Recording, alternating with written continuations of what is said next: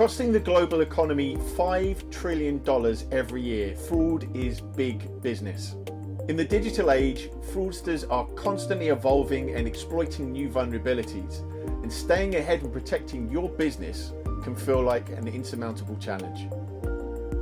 That's why we founded the Fraud Lab, to deconstruct attacks, mimic behaviors, and share insights with our partners.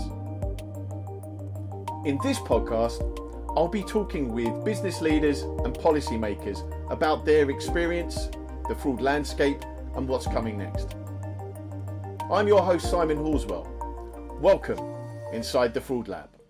In this episode, I'm joined by Michael Fox, the Chief Risk Officer at KOHO, a Canadian neobank that offers customers a better way to manage your money with their app and their reloadable card. Michael has significant experience in fraud detection in the financial industry, having worked for President Choice Financial, Capital One, and Meridian Credit Union before he joined KOHO. In today's episode, we discuss how fraud continuously evolves with the times, friendly fraud and the professional disputer, and how detection techniques have similarly evolved. But first, a word from our sponsor. Inside the Fraud Lab is brought to you by Onfido. Onfido's real identity platform is trusted by thousands of businesses to stop fraud and know their customers. Their AI-powered identity verification means businesses can securely and seamlessly onboard customers anytime, anywhere.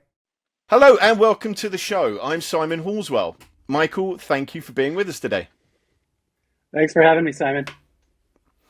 Okay, so Michael, why don't you introduce yourself, your role, and tell us a little bit about KOHO? Yeah, so my name is Michael Fox. I am the Chief Risk Officer at KOHO Financial. We're a Canadian banking challenger startup.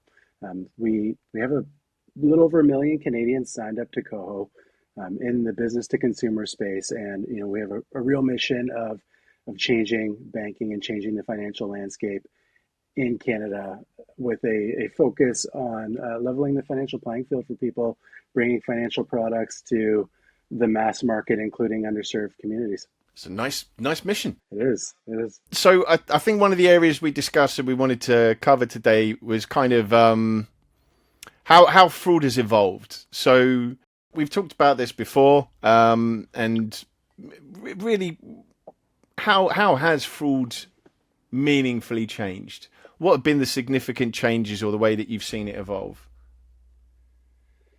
Yeah, I've been in fraud for a number of years across 4 different companies now, and we were reflecting, Simon, before on like that evolution over the last decade or two, and it really has been dramatic looking at the scams from like 10 years ago to today. Where you take something like the CEO scam.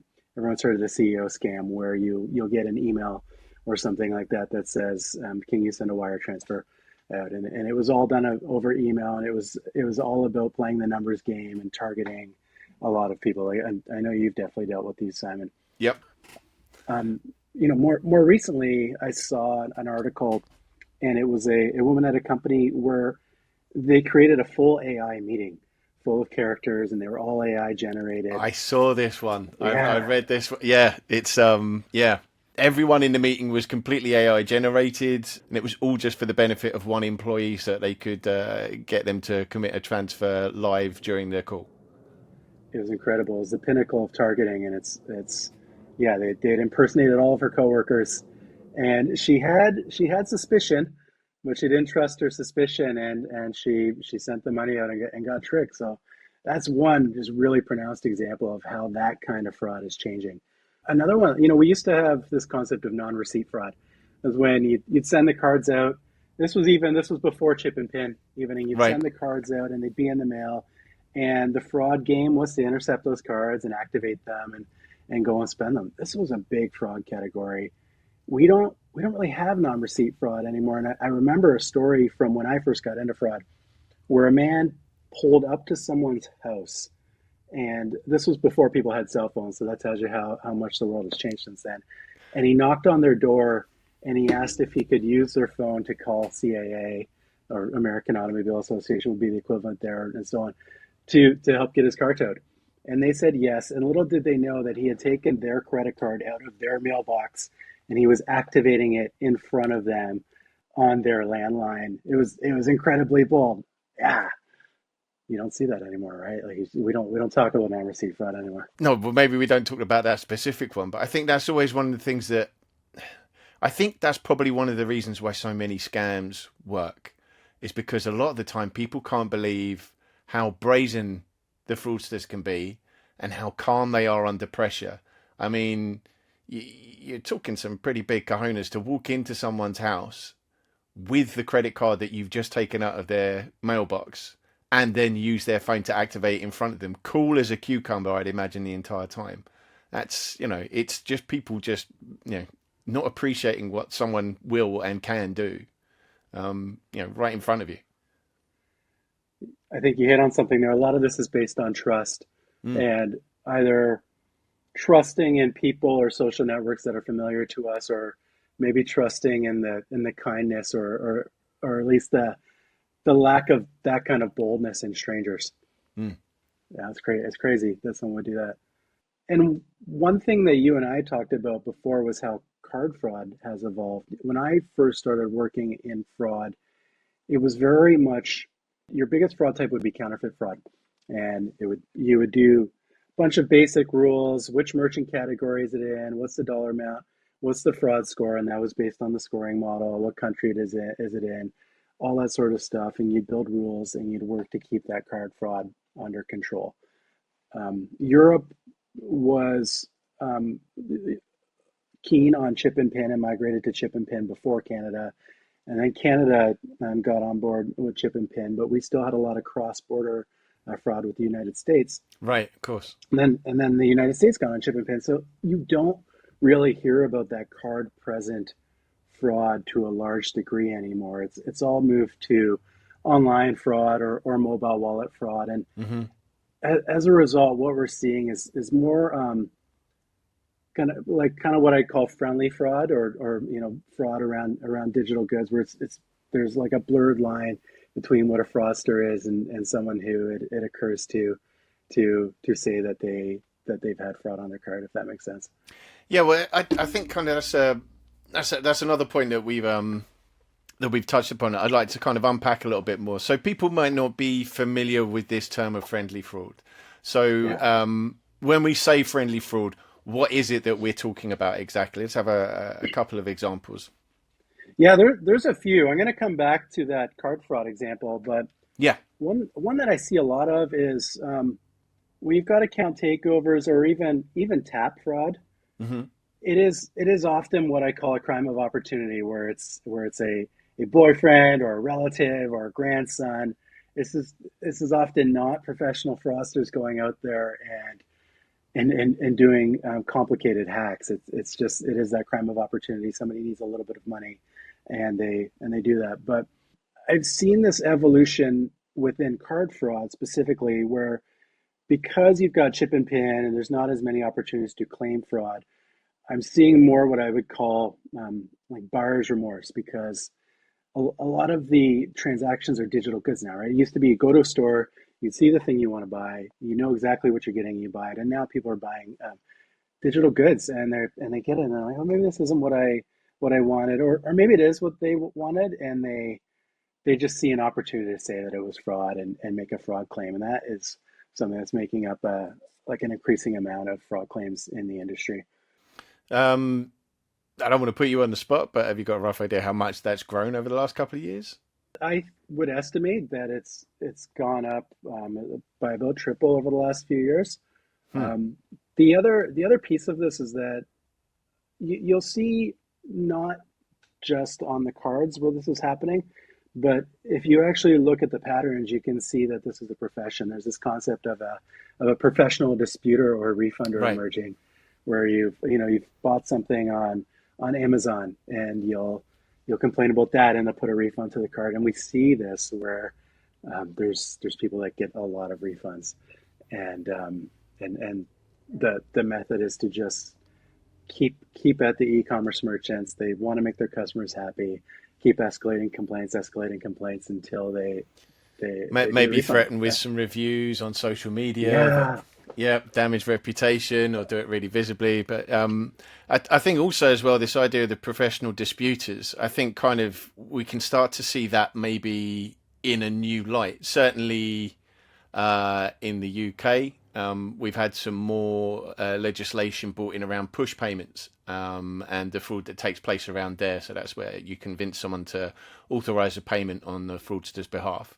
Now, it strikes me that when you've got that kind of scenario, if I'm already a fraudster and I'm creating a fake account, I now have an account in my control that I can claim some money was taken from when it's me that's taken the money, and it's essentially set up the perfect scenario for a professional disputer. And with the new rules that have come in, that does kind of paint rather a tempting offer and a very difficult position for the financial services. Absolutely. You reminded me of something there. One of the big payment funds movement methods in Canada is called e-transfer. Right. And you'll see people do exactly that, where they've sent an e-transfer from one end, like one account they have, to another account they have. It's the same person on both ends. Yep. And then there's a fraud claim. Oh, I've been hacked. My account's been taken over. I didn't authorize this payment. I didn't realize. Yeah, of This course. person on the other end committed a scam through social media on me, and they didn't give me the goods that e-transfer was meant to. We see a lot of that, an increasing amount. It's spurious scam claims, and there's a whole profession springing up around it. Yeah. This is it. I think it's only going to increase. It's as you say, where a lot less physical scams. I'm not going to say they've stopped, but it's kind of it's easier to scale up and see the returns quicker and minimize the risk when you're doing something in an online environment. And again, if you're setting up a fake account that you're in control of and then claim scam and claim money back or a refund on it, and then it turns out that actually we think this is a spurious claim, it's like, cool, I'll have a go tomorrow with a different identity. Absolutely. And there's a couple other mitigating factors there, or I'd call actually more aggravating factors. You squeeze the balloon of fraud, and the pressure of the air has got to go somewhere, and so it moves to other fraud types, and also at the same time, like times are tough for people sometimes, and so when people get desperate, they will resort to these kind of things. Okay. Now, when we're talking about friendly fraud, as we said, it is a very difficult thing to deal with. One of the major issues is it's the wolf hiding amongst the sheep, because there are going to be people that have genuinely been ripped off, and this kind of sets itself up very, very similarly to camouflage amongst that. What should or what can businesses do to try and stop it? You've got to look at the patterns in the history there. I have to be careful because I can't give away don't give away too much of the secret sauce Yep. that we look for. But certainly if it's the grocery store that somebody goes to every week, or the more appropriately the online service that somebody purchases from every week, and then all of a sudden it's fraud, then there's obvious things that call into question there, right? Right. If somebody has been spending at the same location for several months and actively checking the account that whole time, and logging in, and then a few months go by and all of a sudden it's fraud, you can kind of tell that there's buyer's remorse at play there. There's certainly other signals that we look at in terms of behavior and back end things. Mm-hmm. I'll save those for a more private podcast. So. Yep. No, fair enough. Fair enough. Maybe we won't. We'll have that in the special restricted part of the podcast. Yeah. In the special access code. Okay. Well, that kind of leads us on nicely as well to the next topic that I really wanted to talk about as well. So we've talked about the evolution of fraud. We've kind of looked at friendly fraud and the professional disputers, and kind of how difficult that can be, but then kind of what you can to detect it. So how do you see fraud detection as having evolved over the last few years? It's way more multidimensional. I think, at KOHO, 100% of our signups are digital online. And, when I first started working in fraud, it was probably 90% in person. And I remember one fraud ring in particular where the agents were literally looking at paper applications and looking at the handwriting because the fraudsters use the same handwriting on all of the paper applications. Obviously, we don't do that today. That sounds absurd looking back, but that was something they did. There were rings where there were in-person signups where the rep who was signing people up was complicit in it. Either they were the person tasked with taking identity or they were the person doing the signups, and maybe they had a financial incentive in the signups. So you look for patterns there as well. But Right. in terms of what it's evolved to, at KOHO here in particular, we have models and we do different routing based on risk to other forms of step-up authentication. And you have to use those 360, like the 360-degree view Hmm. of the signals there. So it's things like their face and digital identity, like we're obviously using, the way they kind of move through the app, the other information that they put in, the commonalities there. Fraudsters, they're trying to move fast. They're trying to sign up accounts by the hundreds, not one or Yeah, two a it's lot of it's time. a numbers Yeah, game, and you try and maximize. yeah, Yeah, get as much stuff off the shelves as you can before you need to run out the store. Basically, yeah. yeah, Smash and grab before they get caught, yeah. right? So you got to look for these commonalities. You got to look at the things that they're doing, and they don't want to waste a lot of time learning about our goals, features, or our subscriptions. Maybe they want to learn how they can monetize the fraud as quickly as possible. And if they're a fraud ring, they've been there before and they know where to look. So they're gonna put the same sort of stuff in our app, and we can look for that. Overall, I'll say, we used to use very basic, like kind of two or three variable models to find these things, and now that's gotten more and more complex, and we need to use everything that we know about those fraudsters to identify them. And the other piece of that is when I first started doing this, you'd send a card out in the mail, and their first opportunity to do this was probably weeks later, or at least a week later. Um, Now people can sign up and they can get a card and transfer funds in minutes. And so the detection and the intervention needs to be in real time. I mean, you have to have the models operating in real time. And you have to direct those bad actors to additional friction paths in real time, or they're going to run wild. Okay, so I mean the fraud has evolved and it's become maybe a little bit easier to perpetrate potentially. I think It's so. I think so. but at the same time, I mean, my feeling on it is the way that we've done it, the way that we are now looking at these things, the kind of level of detail that you can bring in to kind of monitor or uh, investigate further, it does kind of mean that yes, it has got a little bit easier to perpetrate, but at the same time, some of the things that are involved in detecting it and the speed at which we can move is kind of like kept pace with it. As I've said with other people, you're not going to stop all fraud, right? If you work in the industry, you understand that that's zero fraud means you can't stop fraud if you intend to have customers because you have to have some kind of breach in your defense to let people into the system. And it's just how someone exploits that. But the signals that they're putting out, my personal feeling is there's probably a lot more in ways of signals now than if we were just sending something out through the post, waiting for something to come back through the post.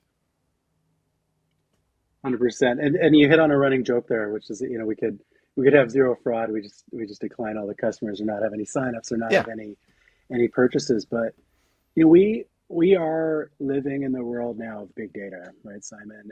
And there's things before that we had that weren't they they were things we could look at, but they weren't accessible from a data perspective. If Mm. somebody walks into a branch to fraudulently create an account, at one point that meant going into another system, pulling up a video. Now that information is all at our fingertips. So the fraudsters can often be very innovative and hardworking in their approaches to fraud, but on the other hand, when we're working to fight them, I think we're only constrained by our imagination at this point because there's so much that we can look at there. Yeah. That's it. I mean, yeah, fraud. I'm always surprised by how creative some people get with what seems like such a simple equation. The ways around like some of the protections that we see. It's in some cases like, yep, that's what I'd expect, and in some cases there's always going to be one where you're just like, wow, someone's just turned this problem completely on its head. But that's kind of what pushes you to get better at detecting them or finding them. It just opens up new possibilities, and then, like you say, you get creative. Like, well, if that's a possibility, then that branches off over here, and it's now one of the things that I talked about before on the podcast that I think does worry a lot of businesses is friction. And it's always kind of positioned in opposition to security or anti-fraud measures, because if I'm examining a customer, if I'm kind of trying to make them cross a few barriers, well, that's bad because that means that they're going to find it harder. There's a barrier in the way. What would you say about friction? I mean, is there such a thing as good friction? Sometimes there is, and we certainly pursue low friction wherever possible. Friction can be helpful sometimes, though, when it instills trust in the people that are signing up. And this is where I think cultural norms make a big difference. We do have some challenges in North America today around what's normalized behavior. In Canada, I'm pretty sure KOHO was the first financial institution to launch photo ID and selfie, real-time onboarding. It's still catching on.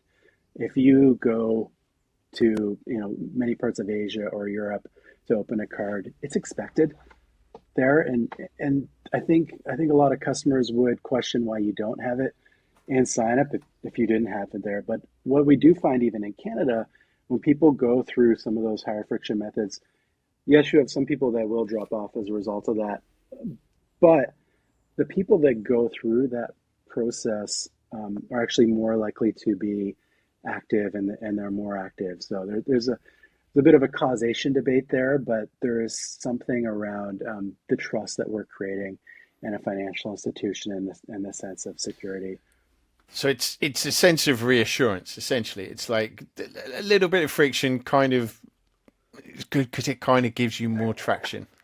Yeah, it's a sense of reassurance, and cultural norms. In the an example in Canada and again most of the world, using a PIN on a chip card is very normal. It's expected.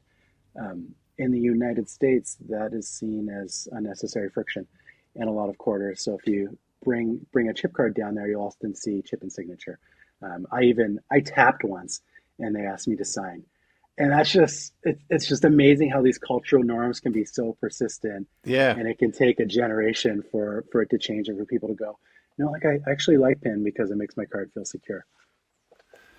And I'm not going to go down that rabbit hole now of chip and pin and tapping, but yeah, it's definitely become a very cultural thing. And I think in the UK, it's just everywhere. The limit is increased and everything, but there's a lot of security in that chip and pin. Yeah, UK was first, or at least before us on this by many years. So we definitely took your lead. Well, was it? They say the early bird catches the worm, but they also say it's the second mouse that gets the cheese. So, what do you think has been the biggest change in approaches to fraud? What do you think is going to be the biggest change that we see in the next decade or so? If we're talking about sign-up fraud, digital portable identity is really compelling to me. It, really balances the best of both worlds if we can solve, really for the security part of that. It is getting politicized a little bit. Some places being framed as, big government type stuff, but at its purest form, it can actually be something that helps, customers to sign up. I think when I look forward to the challenges ahead, I talked about that CEO scam, and I talked about that woman being targeted. People people are sharing everything online. They're sharing videos of themselves. And so imagine someone who has hundreds of hours of video online about themselves. It's not about creating an email anymore that looks like it's from that person. You can train AI to speak in that person's voice, to answer questions the way that that person would naturally answer questions in a conversation. And we're also going to see sophisticated direct targeting. It's less of a numbers game and more, this person looks like somebody that I can get $100,000 from. I'm going to target them on social media with all that they've shared and build a whole scheme around it. This is going to be the last episode of the podcast. You just reminded me of something very dangerous. Goodbye. No, it's it really is a worry. I think the more people become aware of what is possible nowadays, the more people will start to understand that what we're letting ourselves in for potentially. I mean, we've seen an increase in deepfakes, in identity fraud over the last year or so. We've really seen that blossom. We're now starting to hear more and more scams that have involved deep voice. We can see where it doesn't take a genius to see where these two technologies are going to eventually come together, and we're going to be in a very difficult situation. And it's not going to be something that's pre-recorded. It's going to be something that's done in real time. We float AI out as a boogeyman, and sometimes it is a boogeyman, but if people do get really sophisticated at those deep fakes, and they will, we're going to have to come up with other ways to check that. Our own kind of live multi-factor authentication. If your child or your grandson is contacting you, there's like other ways to verify. Well, this is the thing. So I agree. I think there's a lot of demonizing of AI because of the rise of generative AI and the use of things like deepfakes. But at the same time, it's probably going to be the same tech that helps us to protect ourselves from it. It is a tool, after all. It's not an entity as such. It's a tool that can be used for good or can be used for ill. And if it's being used for ill, then we need to balance that with finding the right solutions to use it for good. Yeah. And sometimes, as we talk about technological advancement, the basic solutions end up being the right ones. Where you talk about, what's the code word for the family or whatnot, and also human intuition. And a lot of these examples where people are getting fooled, their gut instinct tells them something is off. I was going to say that when you mentioned it earlier. I think there is. I don't know if some people don't have this, but more common than not, when I talk to people who've experienced something like this, there is a sinking feeling in the pit of their stomach. And I think whenever you feel that, that's your kind of primeval instinct that's just saying, this is bad. Whenever you feel that, you should just get out of that situation. Yeah. That's why they say, trust your gut. Trust your gut. Maybe people are trained not to trust it, but absolutely, trust your gut in these situations. Absolutely. Yeah. Wonderful. Michael, thank you so much for joining us today. Where can listeners find you online, and where can they learn more about you and your work? I don't yet have a Simon level podcast career, but I am increasingly active on LinkedIn, and so look for my posts there. Message me. I'm also very, very active at KOHO. Obviously, I encourage you to follow us and what we're doing. Michael, thank you so much for being with us today. Thanks again, Simon. It's been great. Thank you for joining us on this journey inside the Fraud Lab. If you'd like more insights into attack patterns and trends as we see them at Onfido, head to onfido.com or click the link in the show notes to access our annual identity fraud report. It's full of proprietary research into how fraudsters are attacking identity verification and how the world of prevention is changing. It's full of insights. For example, financial services has seen a 23% increase in fraud versus last year, and 46% of document fraud targets national ID cards. If you'd like to learn more, get your free copy by clicking the link in the show notes. Goodbye for now, and I hope you join us again next time.